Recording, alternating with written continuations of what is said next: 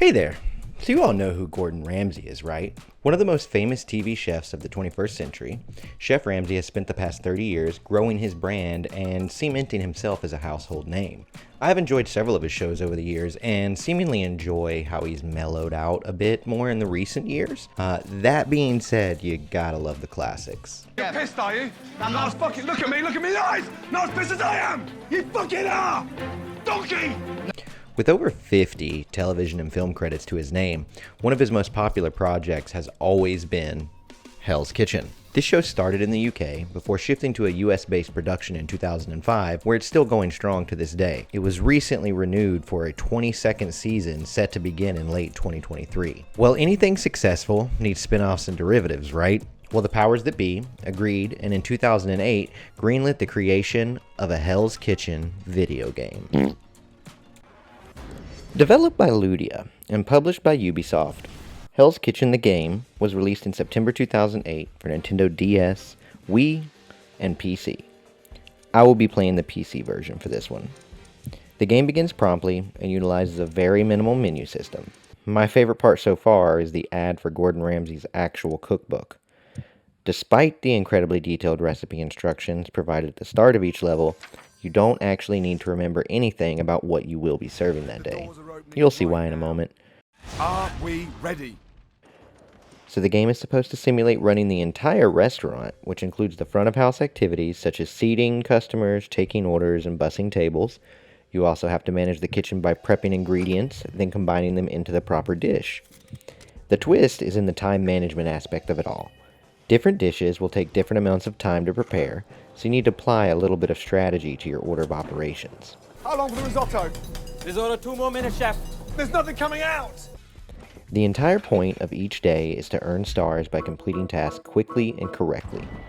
There's a flaming meter that represents Gordon's impatience and will go down as you earn stars and satisfy customers.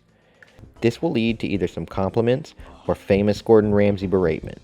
If you fail spectacularly enough, you can even get kicked out of the kitchen for the day and be forced to restart. Don't even touch another thing in this kitchen! Gameplay finds you swapping between the front and back of house sections of the restaurant with a small button. This was probably a bit easier on the DS, to manage the different teams. When you're in the dining room, your clicks direct the waiter around to the various stations, such as the host table to seat new customers, then moving between the tables to take orders as they are made.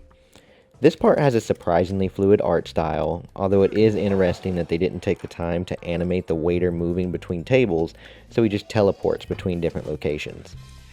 In a touch of decent visual guidance, each interactable point will have a small blue box on it that will feature a growing flame depending on the amount of time left in the request. These flames will fuel Gordon's impatience, so make sure you are properly managing the customers. Once the order has been placed and sent to the kitchen, you will shift over to begin the preparations. The kitchen screen features the ingredients that will be used in an unprepared form at the bottom of the screen, and orders slide in from the top. Clicking on an ingredient will see it to begin swirling through the air as if magic and eventually drop itself into a bowl ready to be cooked.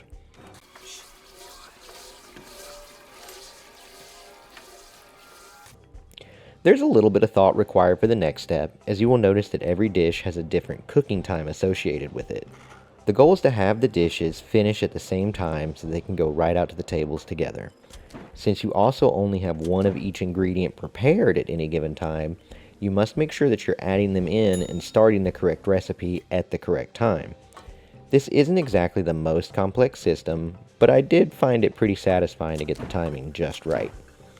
That's what you slipped in, that's what was on your shoe, and that explains the abrasion on your palm! Damn, I'm good! So you bounce back and forth between these two aspects of the game to complete each level or day. The game does give you some helpful tips regarding your progress through the night. For instance, it will tell you when the main course has been completed for everyone so that you know you are approaching dessert and then the end. Once a week, every 7th level, you will conduct a kitchen test like in the show.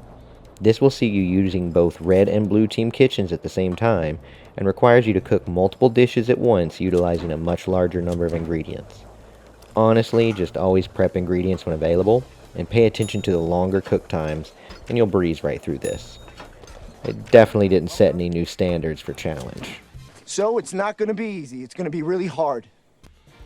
I only played through the first 8 or 9 levels before I gave up, so honestly, I can't say how challenging it gets toward the end.